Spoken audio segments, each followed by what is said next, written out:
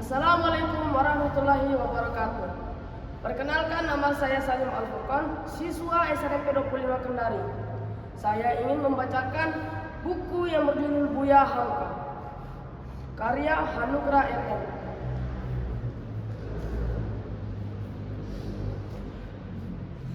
Di sebuah penjara, seorang ulama tua duduk sendirian.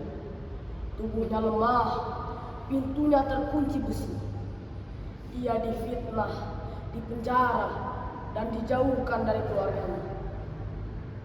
Namun anehnya, dari tempat gelap itulah lahirlah sebuah karya besar, sebuah tafsir Al-Quran yang kelak menerangi jutaan manusia. Ulama itu bernama Buya Hamka. Buya Hamka lahir di Maninjau, Sumatera Barat. Nama kecilnya Abdul Malik. Ia lahir di tengah keluarga ulama. Ayahnya sangat disiplin. Sejak kecil, Hamka dididik keras untuk belajar agama. Tetapi ia lebih senang mendengarkan cerita. Ia suka bercerita. Ia suka berhayal. Kadang-kadang ia dianggap anak yang nakal dan sulit diatur. Bahkan hubungan dengan sang ayah tidak selalu mudah. Hamka sering merasa bahwa dirinya tidak cukup dihargai. Namun dari situlah ia belajar satu hal, bahwa luka kadang justru membuat seseorang tumbuh lebih kuat. Saat remaja, Hamka memutuskan untuk merantau. Ia meninggalkan kampung halaman. Ia pergi mencari ilmu. Ia ingin melihat dunia lebih luas. Perjalanannya tidak mudah. Kadang ia kekurangan uang, kadang ia merasa sendirian. Tetapi ia tidak berhenti belajar. Ia belajar agama. Ia belajar sastra. Ia membaca banyak buku. Hingga perlahan kemampuannya menulis mulai terlihat. Tulisan-tulisannya menyentuh hati banyak orang.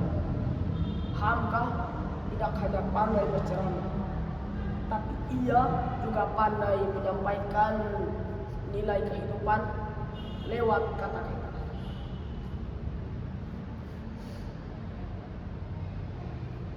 Buya Hamka kemudian dikenal sebagai ulama besar. Ceramahnya didengar banyak orang. Buku-bukunya dibaca di mana-mana. Dia menulis tentang agama, tentang kehidupan, tentang cinta, tentang manusia. Salah satu novel yang terkenal adalah Tenggelamnya Kapal Van der Wijk. Buya Hamka melalui tulisan mengajarkan bahwa manusia harus memiliki iman, ilmu, dan hati nurani. Namun semakin besar namanya, semakin besar pula ujian hidupnya.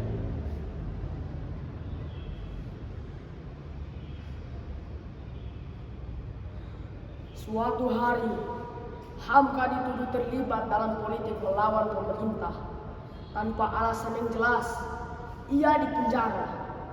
Bayangkan, seorang ulama, seorang pengajar yang hidupnya mengajarkan tentang kebaikan, harus mendekam di balik jeruji besi. Tetapi Buya Hamka tidak membalas dengan kebencian.